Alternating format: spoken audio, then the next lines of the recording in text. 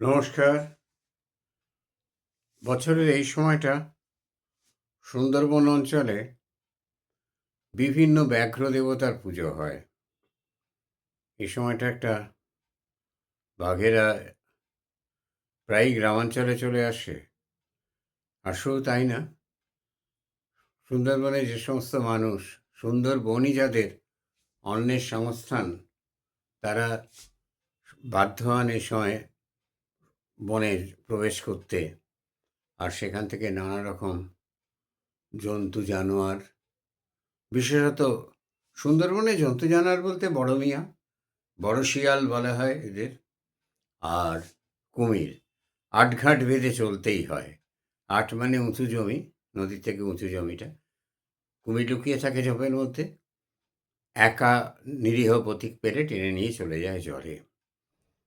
আর বড় শিয়াল বা বড়ে মিয়া তো আছেই। একটা ছবি দেখাই আপনাদের, এই দেখুন। ইনি হলেন বড় খাঁ গাজী। ও বসে আছেন বাঘের ওপরে, ঘোড়ারূপী বাঘের ওপরে। ইনি বাঘের দেবতা।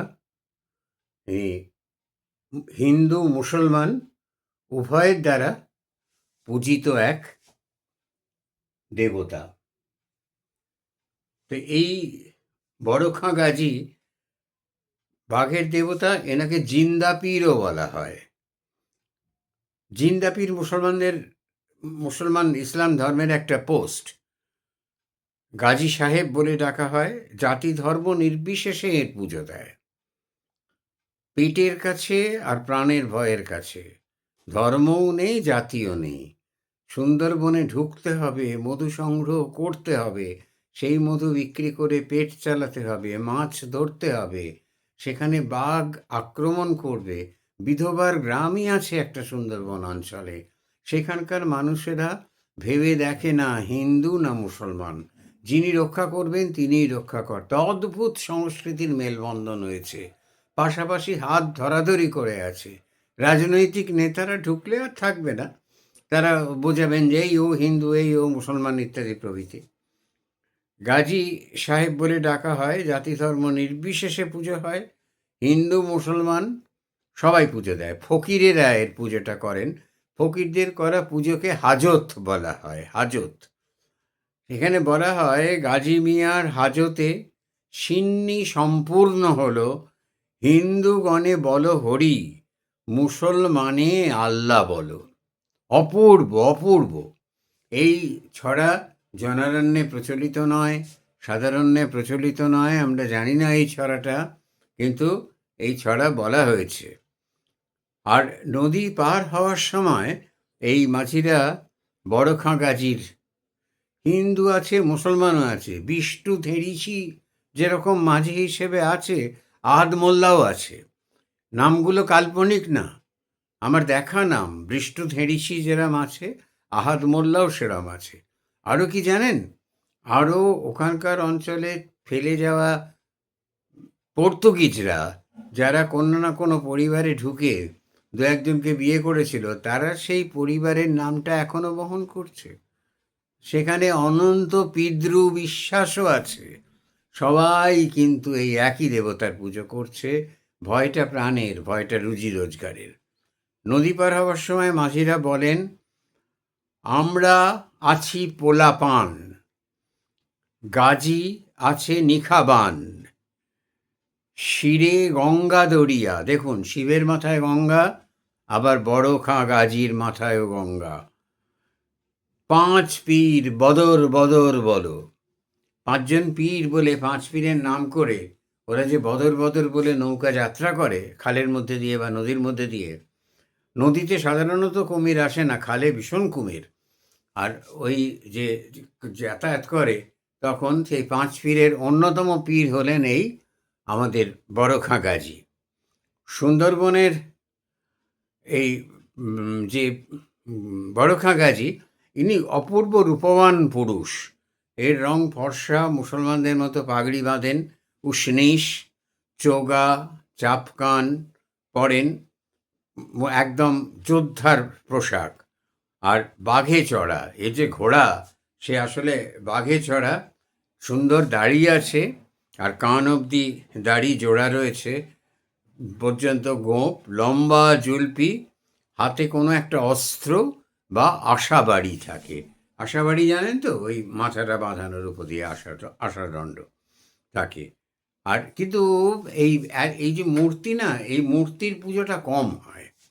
মূর্তি পুজো কম হয়। মূর্তি তো সুন্দরবনের মানুষগুলো বড় গরিব, বড় অসহায়। আমাদের সকালবেলা খাবার টেবিলে যে মধুটা আমরা দেখতে পাই, বড় কষ্টের বিনিময়ে ওরা সেই মধু সংগ্রহ করে নিয়ে আসে। তাও আবার বিভিন্ন অথরিটিকে মধু ঘুষ দিতে হয়।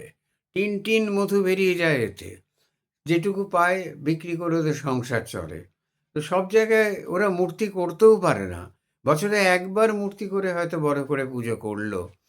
এমনিতে মাটির স্তূপ তৈরি করে সেটাকে বড় খাগাজি কল্পনা করে নিয়ে জঙ্গলে ঢোকার এন্ট্রেন্সে একটু গভীরতায় গিয়ে ওরা এই পুজোটা করে।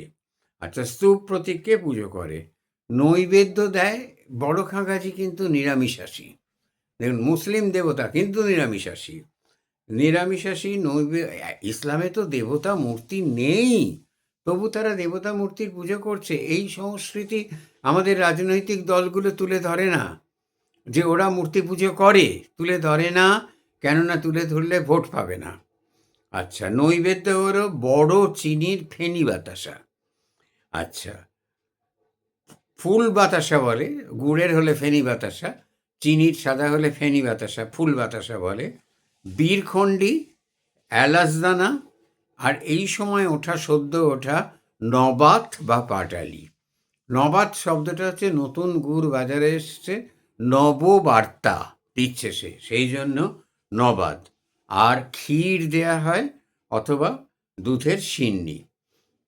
বড় খাগাজিকে মালা পরানো হয় না, মালার বদলে তাকে ফুলের তোড়া দেয়া হয়।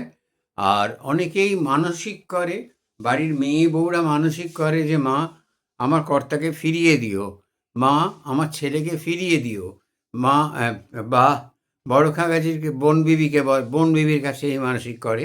এই একই মানসিক করে তারা বড় খাগাজির কাছে, বাবা ঠাকুর আমার স্বামীকে ফিরিয়ে দিও, আমার বাবাকে আমার ছেলেকে ফিরিয়ে দিও, যেন তোমার বাঘ ওদের না ধরে।